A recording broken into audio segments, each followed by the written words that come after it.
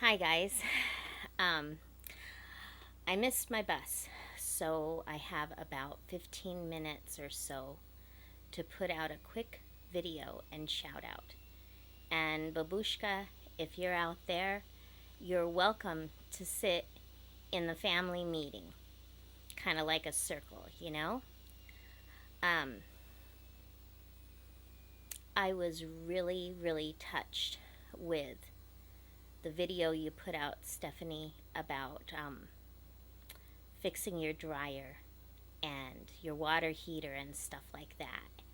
And then the other video, Lionel Roy, that you put out, um, commenting about it and the stuff that women have to deal with, which I call the girly times.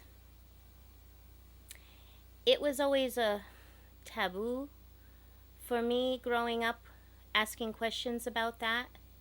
Um, Mom would call it forbidden, you know, a forbidden thing, but she did prep me up for that. Um, but because of my upbringing too around men, um, who would tease me about stuff like that and just kind of grind it in as something yucky and dirty when the strong women were not around, you know, to make that, um, I don't know. I don't know how to explain it. To make them stop, you know, because they would behave a certain way around me, then they'd behave a certain way around them. Um, anyways, I'm going off on a tangent here. It's hot out, and people forget that the region that I live in the Pacific Northwest is a rainforest climate. Although it's a little bit colder, it still has the humidity. So it hit in the 90s, and I've been sweating. I got an ice cube here, and I got me a homemade smoothie that's yogurt, flaxseed, and cantaloupe, and watermelon and ice. And, you know, a little, it gives me the hydration that I need. Because when I deal with this hot weather, and sometimes, and I got an ice cube here too, sometimes I don't know whether it's a hot flash or it's the weather, and I try to work through it. So, to make things real quick, the girly times. Before I discovered that I had Jupiter and Mars in me, my times got really bad. And Babushka, if you're out there, you should listen in on this. Um, what saved me in discovering the whole thing was an ultrasound and then doing a lot of research. Um, I think it's important, whether it's science or faith, all those things, politics, and remember, everything is political too, to know every side of all the perspectives on both sides. You have a right to know. You have a right to find knowledge. And we have a right to grow and learn from each other. And our minds can change and they can adjust to something even better. Um, and I learned that actually from my boyfriend.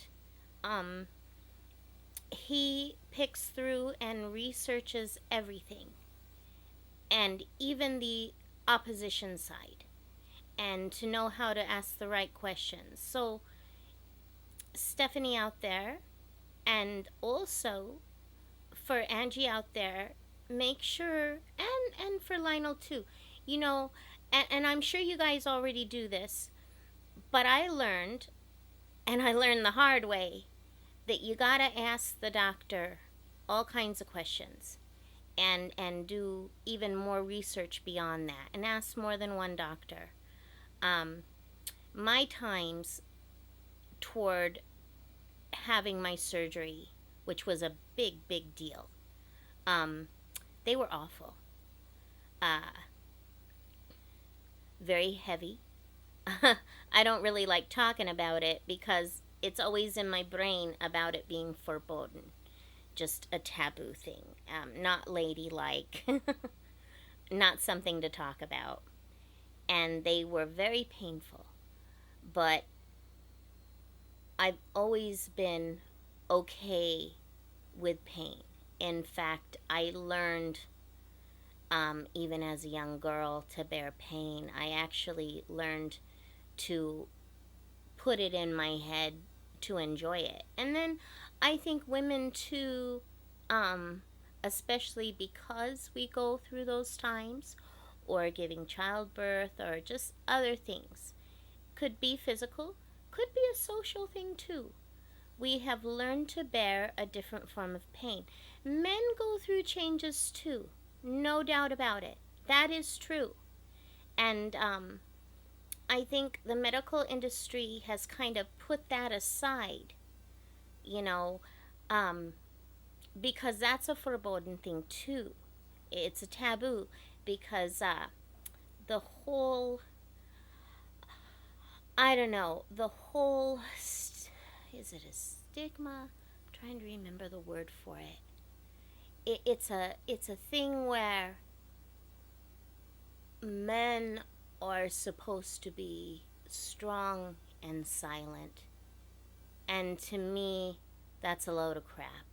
And it's a taboo to go into that world, on a different level. But for me, I should have been a lot more focused with my health during right before I knew I needed a hysterectomy. I think if I would have been more forward about things, gone to the doctor more often, which I did not, I probably would have ended up a little better. Who knows? You know, I probably wouldn't have needed that emergency surgery, you know, and all of that. Maybe I needed a surgery, but not so intense, you know. Um, and it flung me into menopause. It flung me into, usually menopause, the change is gradual. With me, it was like throwing me into a lake. Um, and then at the same time, there was a taboo. You know, corporations and stuff with capitalism, because of profit, they put out things in order to steer people. They use propaganda to steer people into, um, don't take estrogen because it causes cancer. Totally not true. There's a good film out there, a good video. You can look it up. The narrator is Goldie Hawn, and she's awesome, called Hot Flash Havoc. It explains it all. It was two corporations fighting against each other, and one silenced the other, um, and put out all this false flim flam, just absolute flim flam, pseudoscience,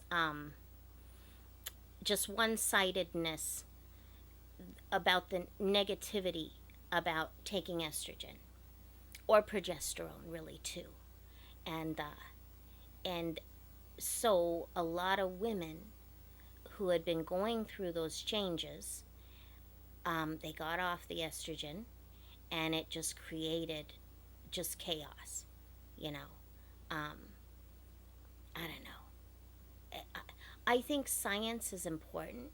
I really do.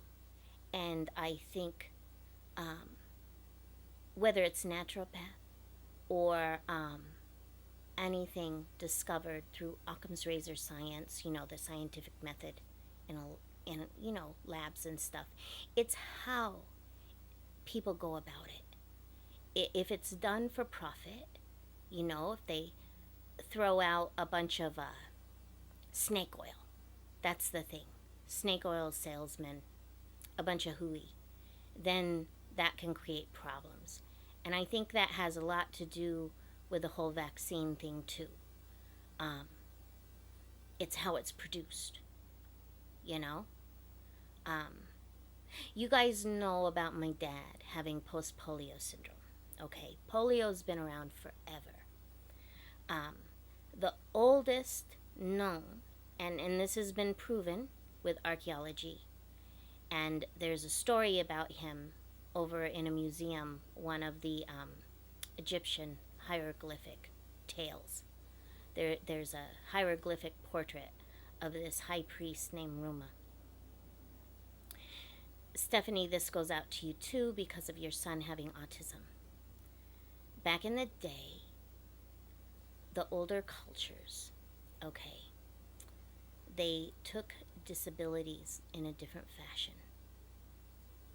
This was before, so-called civilization and the rise of the Greeks, and Phoenicians, and then on into the Romans, who just took it to a whole new level. But in ancient Egypt, there's a high priest named Ruma. He's not the only one. All his symptoms are described in the hieroglyphic, what he went through. As a child, he had the symptoms that describe everything about poliomyelitis. In their culture, because he almost died, but he did not, but he ended up with a paralyzed leg. So there's a portrait of him, his wife, and his child, and he has a cane. He almost died. They saw that as being kissed by the goddess Isis. And that put him on a whole new level from other human beings. And that's how they saw people with disabilities or people who are a little bit different, whether they had dwarfism, etc., or if they had some kind of mental disability. And those folks had a role of value, right? High priest, kissed by the goddess Isis. Important stuff. So they just handled things differently. And over years and years and years, polio was seen as quite the taboo because the virus travels through water. So when water systems were put in, or groups of people, they congregate, they form their societies around a major body of water, like a river, rivers especially. There were times of polio, usually hitting children. It can hit adults too. But they called it infantile paralysis for years and years and years. So here's this guy. We're going to fast forward to the 1930s because during the Industrial Revolution in parts of other countries besides Europe and the United States, during the Industrial Revolution, water was more accessible because of the pipes. To have running water in people's households, going along with electricity that was merging in. It all took time, but, it kind of had a boom period around the turn of the last century. So you had a lot of people, children especially, coming down with infantile paralysis. Big deal. So Roosevelt, who was not seen as a liberal back in the day, okay? The Republicans actually used to be considered the liberals, but they had a switch during the Great Depression. But Roosevelt, it was such a taboo thing, and he had, the polio, and they kept it a secret. But he decided, and his people behind him, especially this one guy, this Irish American fella, but he started the March of Dimes. It was all for profit. They decided to ramp up a cure because it was becoming a social crisis, affecting everyone, rich, poor, whatever, middle class, working class. It was an issue for everybody.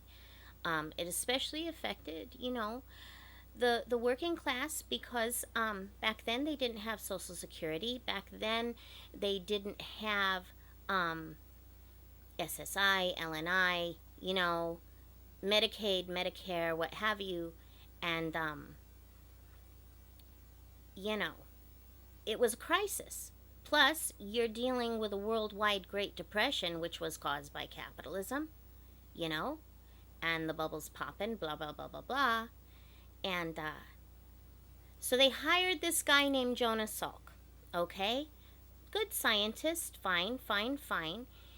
And there's a great video out there I would recommend too that was done by PBS called The Great Polio Crusade. And it's not just polio, it has to do with autism, it has to do with AIDS, it has to do with all kinds of stuff. And how the people in charge deal with this crap, okay? And how it affects us. How it affects your son, okay? When they rush things. Salk and the people behind him had a timeline.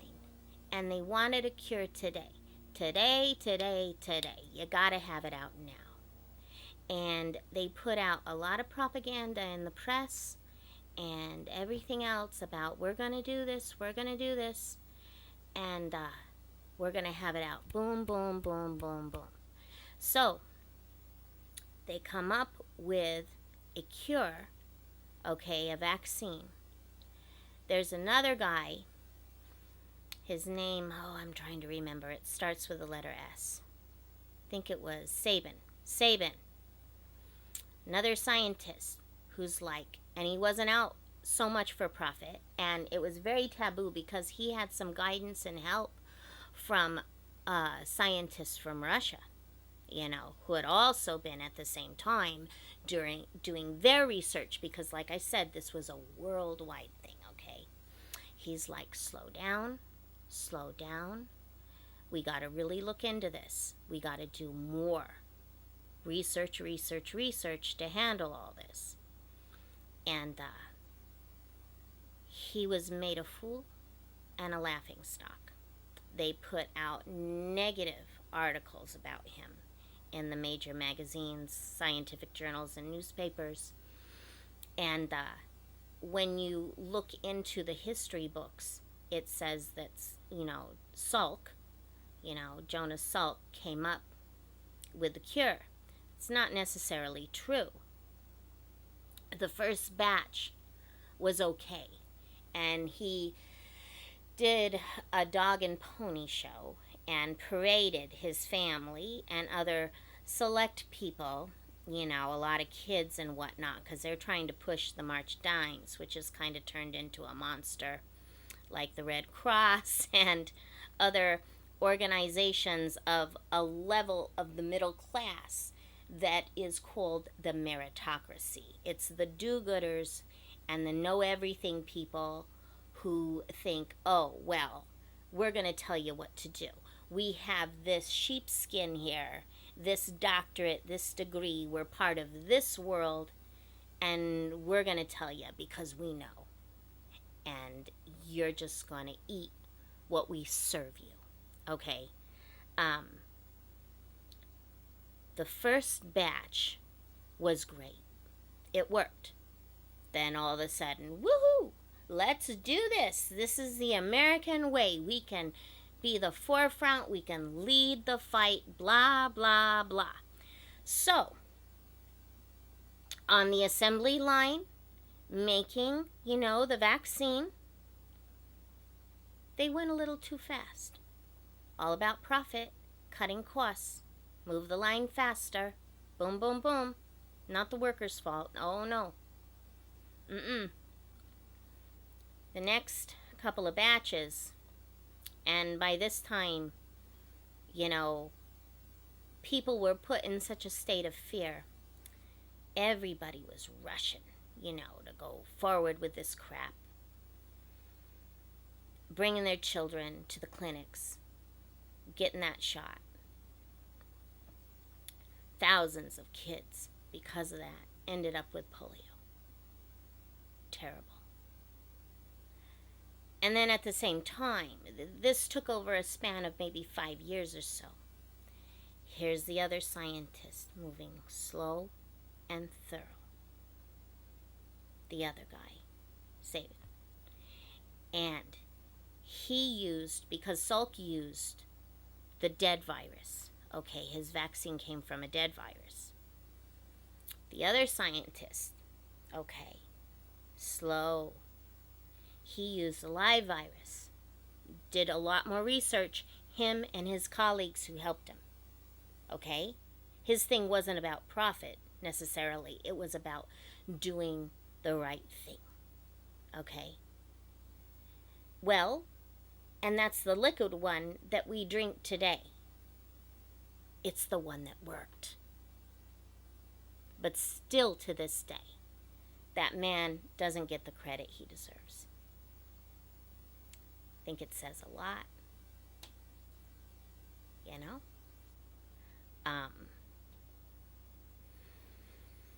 And with the medical industry and with the shortage of help and all of that. God, I'm going off on a tangent, aren't I? But, you know, Stephanie, you inspire me. All of you do. Mississippi Talker, okay. Angie out there, Witch Moon, I love it. Lionel, you inspire me so much. It's great that we can have this time to kind of stand up on our soapboxes and say what we gotta say. It's good reciprocation. It's a good way to communicate.